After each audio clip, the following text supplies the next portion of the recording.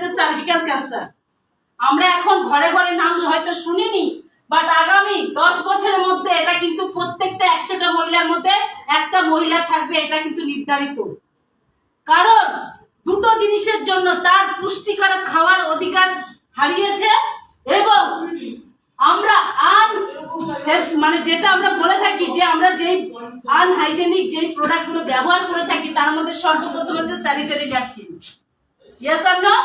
আর এই sanitary napkin আমরা 35 টাকায় 36 টাকায় 42 টাকায় হয়তো মার্কেট থেকে পেয়ে যাচ্ছি, বাট আমরা কিছু টাকা সেভিংস এর জন্য আমরা কিন্তু সার্ভিক্যাল ক্যান্সারের মুখোমুখি আগামী দিনে হতে চলেছি।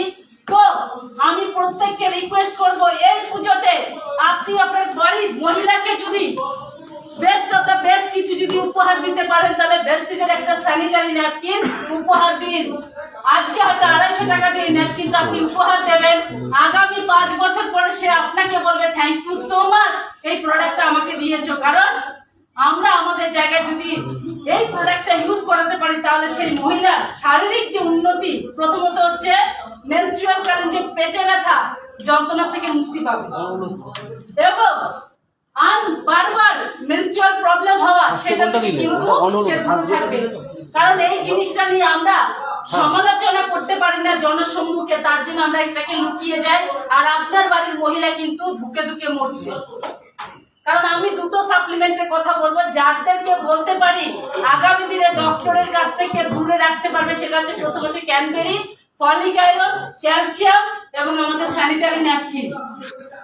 এইটা কেন বললাম ক্যানবেরি, এটা এই কারণে ইউজ করা দরকার যে প্রত্যেকটা মহিলা যখন বাড়ির বাইরে বেরোয় সে কিন্তু যে কোনো টয়লেট ইউজ করতে পারে না, যে কোনো জায়গায় গিয়ে কিন্তু টয়লেট ব্যবহার না করার দরুন তার ইউরিনাল ইনফেকশন হয়, আর সেই ইনফেকশনের দরুন কিন্তু এমন একটা সময় ব্লাডে যখন ইনফেকশন ছড়িয়ে যায় তখন সেই মহিলা কিন্তু মৃত্যুমুখী হয়। তা আমরা চাই না কোনো মহিলা এই রোগে মারা যাক। ইয়েস আর নো? ক্যানবেরি তার থেকে মুক্তি দেবে। আর গ্যানোডার্মা আমি মনে করি প্রত্যেকটা মহিলার 3 মাস অন্তর অন্তর খাওয়া উচিত। প্রথমত হচ্ছে তার নার্ভের সমস্যা যাবে, থাইরয়েডের সমস্যা যাবে, আর গাইনো যে কোনো সমস্যার জন্য কিন্তু তার কিন্তু আমাদের গ্যানোডার্মা কাজ করবে। আর সামনে পুজো আসছে, তাই তো? পুজোতে কি দরকার? একটু ফ্রেশ লুক দরকার। আমি বলবো একটু হিমাদ্রিকে চলে আসতে, ইয়াং লোক হিমাদ্রি কাম হিয়ার। কারণ পুজোতে বেশ মটকা মারবে, মেকআপ মারবে, বৃষ্টি চলে যদি ধুয়ে যায় তাহলে মেকআপ তো পরে আবার করতে আবার বাড়ি যাবে, মেকআপ না মাঝে গার্লফ্রেন্ড পালিয়ে যাবে মাঝে। সো দেখুন মুখটা এখন এই লাইটটা একটু সাইড ওইদিকে যাও, লাইট অফ করতে হবে। দেখুন লাইট ডেমনস্ট্রেশন হিমাদ্রি কি করেছে, একটা সাইড আমি দেব, একটু কাছে নিয়ে সাজিয়ে নিয়ে একটু কাছে। দেখতে পাবেন।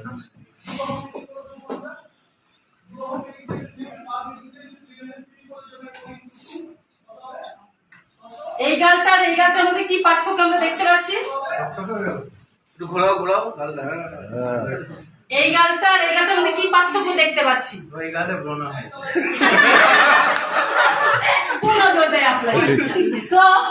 আমরা একটু বলতে পারি আমাদের বডি যতই আমরা মেকআপ করি, এসিতে যখন থাকি তখন আমাদের ডিহাইড্রেশন হয়, বডি স্কিন আমাদের ড্রাই হয়ে যায়। আবার যখন রাস্তায় বেরোই তখন ধুলো ময়লাতে ওভার একটা মেকআপ লুক থাকে, যে সারাদিন একটা আনইজি বা চুলকানি ভাব থাকে, যে তাড়াতাড়ি কি জল দিয়ে ওয়াশ করা।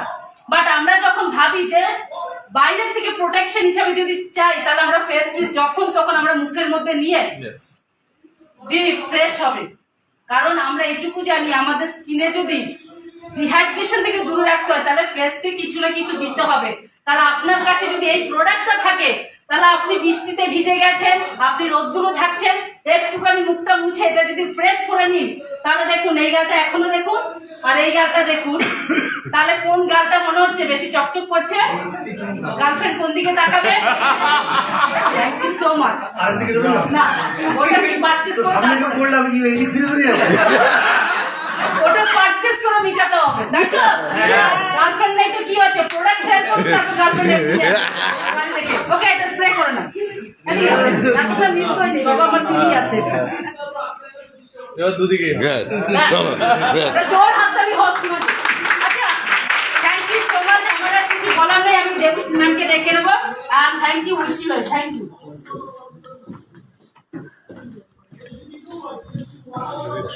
ওকে, কেমন লাগলো সেশনটা?